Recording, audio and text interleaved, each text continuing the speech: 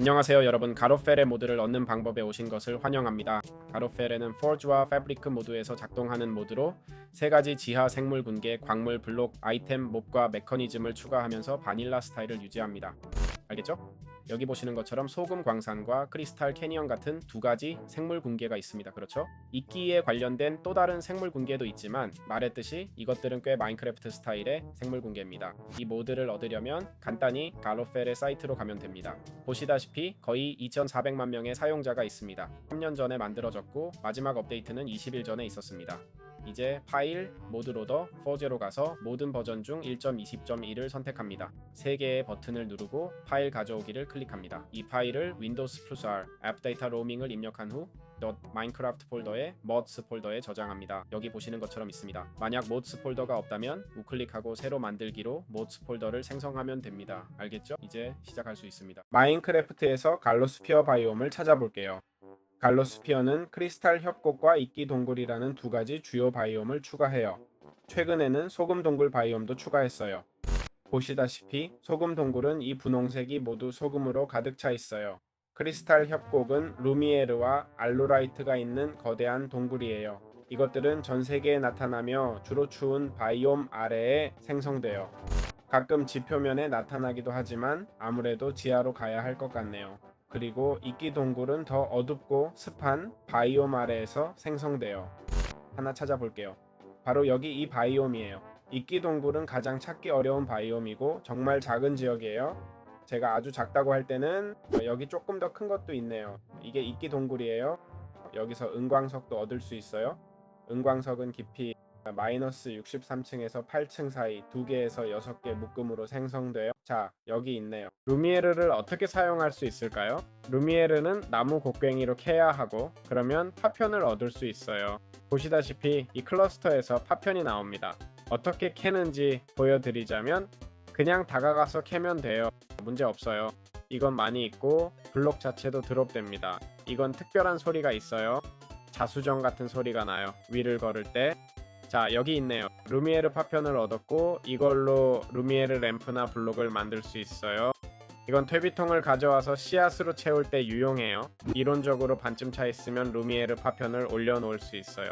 반쯤 차게 만들어 볼게요. 자, 됐네요. 보시다시피 이걸로 발광석 가루를 얻을 수 있어요.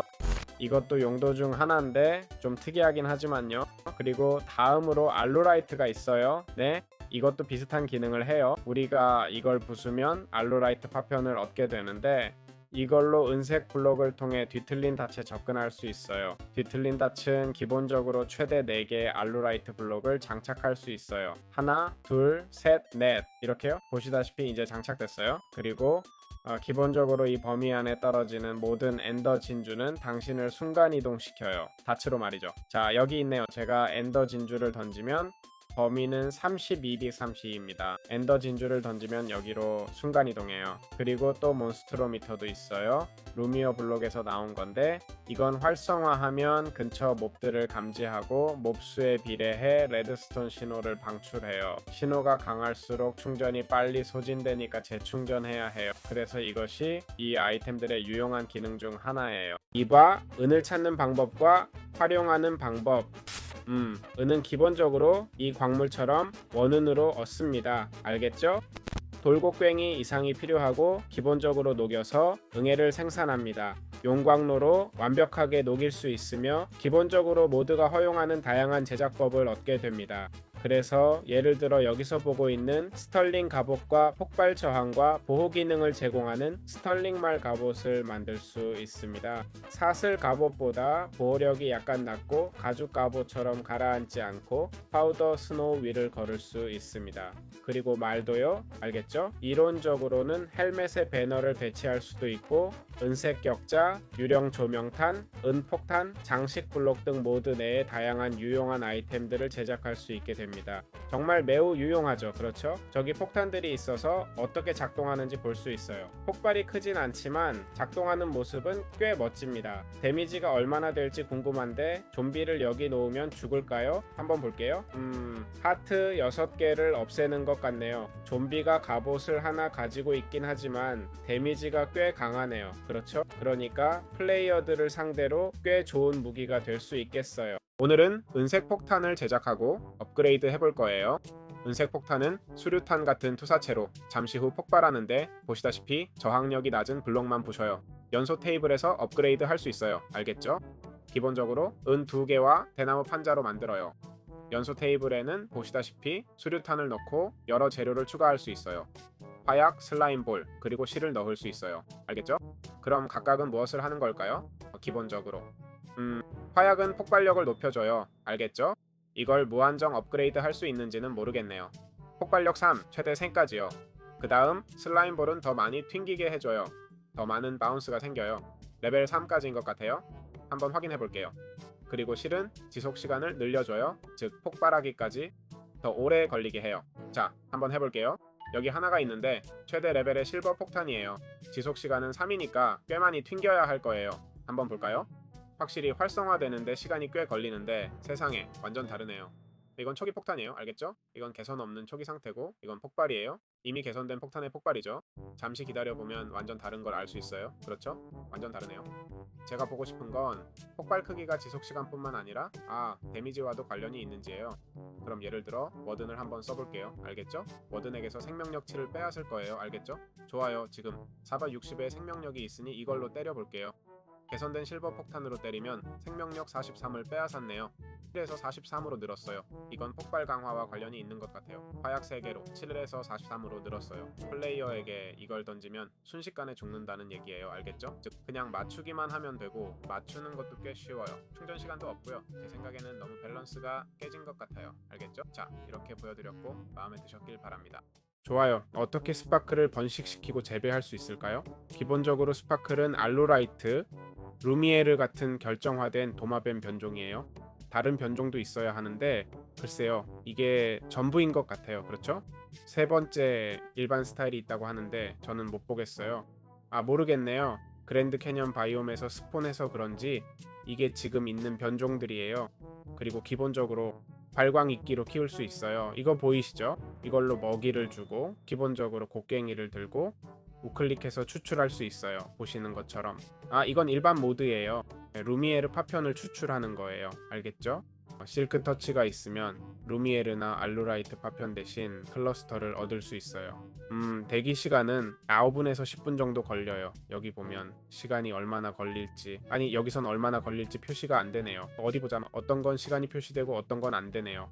그건 왜냐면 잠깐만요. 어떤 건 300초, 즉 5분이 걸린다고 표시되고 다른 건 표시가 안 되는데 그건 아마 더 오래 걸려서 표시를 안 하는 것 같아요. 알겠죠? 그리고 환경적 상호작용으로는 주변 크리스탈을 물어서 반짝이는 입자를 만들고 이미 자란 크리스탈과는 상호작용하지 않아요.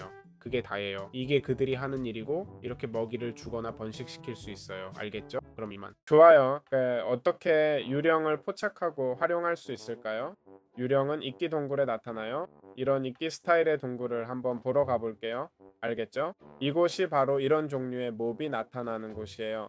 실제로 여기 하나가 나타났네요. 제가 소환했는지는 모르겠고 그냥 나타났어요. 즉 이것들은 꽤 흔하다는 거죠. 꼭 여기 있을 필요는 없고 조금만 가까이 있어도 방금 보셨듯이 나타날 거예요. 그리고 이들은 사라질 수 있어요. 알겠죠? 만약 너무 멀리 가면 사라질 수 있는데 이름표나 유리병으로 담아두면 방지할 수 있어요. 여기 유령병이 있네요. 이걸로 유령을 풀어줄 수 있어요. 기본적으로 우리는 파편을 얻을 수 있어요. 알겠죠? 둘 다 효과가 있는지 모르겠네요. 한번 시도해 볼게요. 아니요, 알로라이트 파편이 필요해요. 알겠죠? 알로라이트 파편을 주면 기본적으로 하는 일은 망원경으로 마우스 오른쪽 버튼을 클릭하세요. 다시 한번 해볼게요. 파편을 읽고 망원경으로 오른쪽 클릭하세요.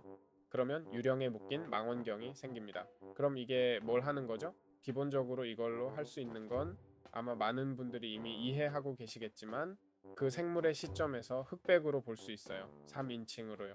그래서 어떤 생물이었는지 기억은 안 나지만 3인칭으로 보면 주변 환경을 컬러로 볼 수 있어요. 이걸로 우리가 보는 것을 볼 수 있어서 감시 장치로 쓸 수 있어요. 원한다면 가두거나 해서 움직이지 못하게 할 수도 있고요. 하지만 보시다시피 이 녀석 좀 미쳤죠. 그렇죠? 잠깐만 기다려 볼게요. 좋아요. 저기 있네요. 이거요. 이걸로 주변을 조금 볼 수 있어요. 제어할 순 없지만 그래도 괜찮아요. 그리고 유령 플레이어도 있어요. 알죠? 유령병으로 유령 플레이어와 샹들리에를 만들 수 있어요. 샹들리에, 구리 샹들리에는 기본적으로 그 역할을 하는 거예요. 불이 촛대가 되는 것뿐이에요. 그리고 글로우 플레이어는 일종의 이런 적이 있네요. 빛나는 로켓이에요. 보시다시피 발사하면 움직이지 않고도 여기 무엇이 있는지 볼 수 있어요. 움직이는 순간 비활성화되는 것 같아요. 아니 시간제로 작동해요. 자, 여기 있네요. 정말 대단한 기능인 것 같아요. 솔직히 정말 멋지고 독창적이라고 생각해요. 이런 기능은 정말 본 적이 없어요. 그래서 바로 이거예요. 좋아요. 이끼동굴을 어떻게 활용할 수 있을까요? 이 생물 군계는 우리에게 많은 식물을 제공할 거예요. 알겠죠? 기본적으로 볼드 이끼는 버섯처럼 자라요. 거대한 버섯으로 자라죠. 알겠죠? 볼드 이끼는 이것이에요. 알겠죠? 그리고 이런 버섯으로 자랄 수 있어요. 이끼 뿌리는 화분에 심고 선반 이끼 등을 만들 수 있어요. 또한 동충하초도 있어요. 알겠죠? 이 재료들을 통해 얻을 수 있어요. 여기 이끼 동충하초 식물이 있어요. 알겠죠? 이것이 우리에게 동충하초를 제공해요. 우리는 심을지 아니면 먹을지 선택할 수 있어요. 알겠죠? 이것은 공기방울을 제공해요. 알겠죠? 금조각으로 둘러싸면 공기방울 3개가 추가된 황금 버전을 얻을 수 있어요. 지하에 있을 때 산소 저장 한계를 초과할 수 있게 해줘요. 여러분이 볼 수 있도록 잠시 여기 있을게요. 그래서 이제 산소를 조금 잃기 시작할 거예요. 알겠죠? 저기 배서 보시는 것처럼요. 게다가 표시된 것보다 조금 더 재생되는 것 같아요. 그렇죠? 아니요. 자, 이제 먹기 시작할 건데 보시다시피 엄청 빨리 먹고 가질 수 있는 것보다 더 많은 거품을 얻게 돼요. 알겠죠? 이 모든 건 얼마나 배고픈지에 따라 달라져요. 이게 날 죽이지 않고 올라가 볼게요. 저기 있네요. 배고픔 정도에 따라 더 많거나 적은 거품을 저장할 수 있어요. 저는 왠지 마인크래프트가 체력을 회복시켜주지 않기로 했지만 그래도 보시다시피 여전히 먹을 수 있어요. 알겠죠? 배고프지 않더라도 먹을 수 있는 것 같아요. 똑같이 먹을 수 있고 저기 있네요. 그래서 이렇게 작동하고 인터페이스가 정말 멋져요. 솔직히. 자, 이게 제작법이에요. 좋아요. 이제 모드 설명을 마무리하기 위해 몬스터미터 사용법과 죄송합니다. 그리고 다른 장치들에 대해 설명할게요. 알겠죠? 먼저 몬스터미터는 은 블록 6개와 루미에르 블록으로 제작해야 합니다. 루미에르 블록으로 충전해야 해요. 알겠죠? 이걸 가져다가 충전합니다. 기본적으로 몬스터미터는 근처에 적대적인 몹들을 표시해 줍니다. 보셨듯이 몬스터미터를 우클릭하면 됩니다. 그러면 주변의 모든 몹들을 감지하기 시작합니다. 이제 이걸 부셔볼게요. 보시다시피 효과가 사라지니 다시 해볼게요. 여기로 와서 우클릭하면 됩니다. 그러면 모든 기능이 활성화됩니다. 참고로 이론적으로는 충전이 소진됩니다. 몹이 많을수록 충전이 더 빨리 소진돼요. 크리퍼도 감지하는지는 모르겠네요. 보세요. 네, 엔더맨도 감지합니다. 다음으로 글로우 플레이어가 있습니다. 이게 뭐냐면 여기 있는 이 아이템은 기본적으로 던지면 동굴을 밝혀주는 역할을 해요. 알겠죠? 여기 던지면 불이 켜지는 걸 볼 수 있어요. 지금 야간 시야를 끄면 알겠죠? 저기 있네요. 제가 여기 있고 저기는 완전히 어두운데 이걸 던지면 보시다시피 밝아져요. 알겠죠? 이건 조명을 만드는 방법이에요. 더 많은 빛을 내면 좋을까요? 네. 하지만 그렇진 않네요. 하지만 이 스포너 같은 경우엔 제거하기에 충분할 수도 있겠죠? 그리고 다른 아이템들도 있는데 이미 조금 다뤘고 남은 몇 가지만 마저 설명하고 싶었어요. 실버 밸런스도 있는데 솔직히 이게 뭐 하는 건지 모르겠어요. 아시는 분 있으면 알려주세요. 아마 장식용 아이템일 수도 있고요. 자, 이것으로 모드 설명을 마칠게요. 재밌게 보셨길 바라고 다음 영상에서 만나요.